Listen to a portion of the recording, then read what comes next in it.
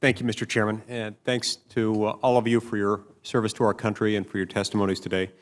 This is a subject, like so many others that we cover on this committee, that's of exceptional importance to our country, to our national security.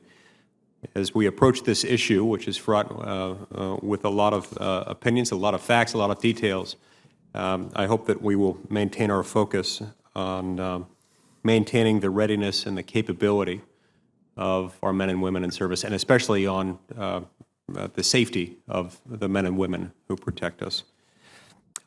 First of all, General Milley, I wanted to follow up on a question that was asked by Senator Ernst to General Neller.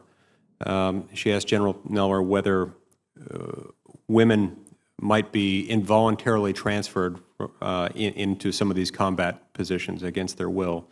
Do you want to provide an answer from the Army perspective? I'm going to have to give you it depends. Right now, we have no requirement because we're filling our needs for the infantry and both officer and enlisted. And currently, we do not involuntarily put anyone in the infantry. But we are meeting our needs. 10 years, 15, 20 years in the future, it depends. So look back at World War II. A lot of people were involuntarily put in the infantry. So. But right now, we do not, and I don't anticipate that situation at any time in the near future. Okay, thank you. General Neller, the Marine Corps report stated that there were some noticeable differences in performance between all male squads on the one hand and those that were gender integrated, not just squads but teams and crews as well.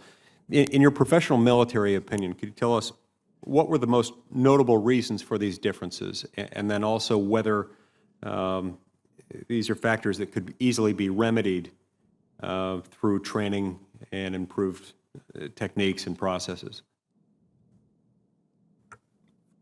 Senator, when we put together the Ground Combat Element Integrated Task Force, there were infantry.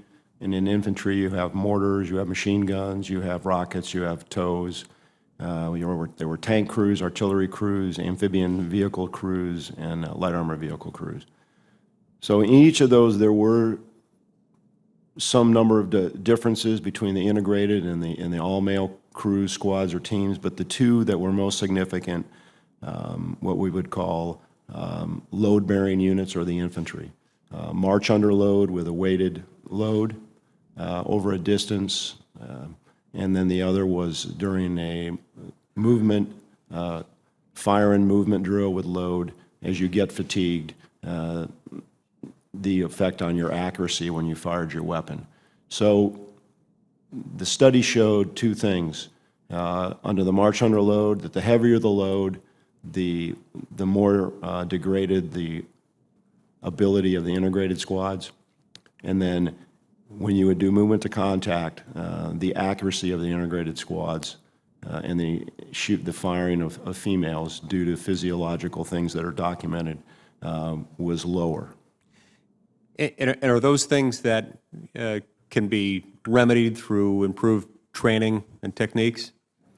I think to some degree, but a lot of it's, we learned that, being, and the same applies to anyone of a smaller stature, being big, strong, having a certain body mass gives you an advantage. So one of the things I've heard as I've gone around and talked to female Marines is, hey, I'm out working out, I'm lifting weights, I'm getting bigger, and now I'm outside the height and weight standards. Are you going to change the height and weight standards? And we're looking at that right now.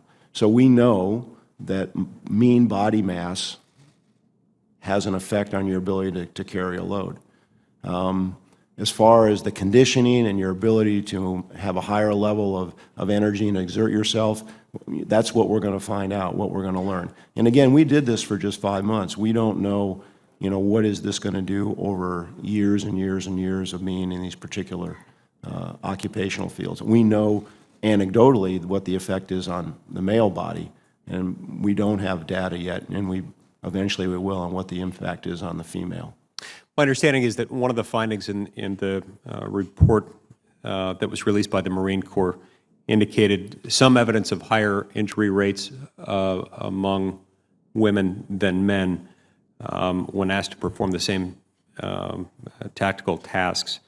So Can you tell us how this factor, when extrapolated across combat units in the Marine Corps, can you tell us how that might impact your overall military readiness and capability, and how you could deal with that? We know from data that we have now for certain points of training that female Marines suffer a higher incidence of injury, normally lower body injury, than men. So part of the review, not just for body size and height and weight, is also conditioning. So the one way we believe we can do this is through better preparation, better conditioning, to mitigate that. So that's something we don't know what we don't know, and that'll be one of the things that we're going to have to continue to study and monitor as we go through this. Thank you.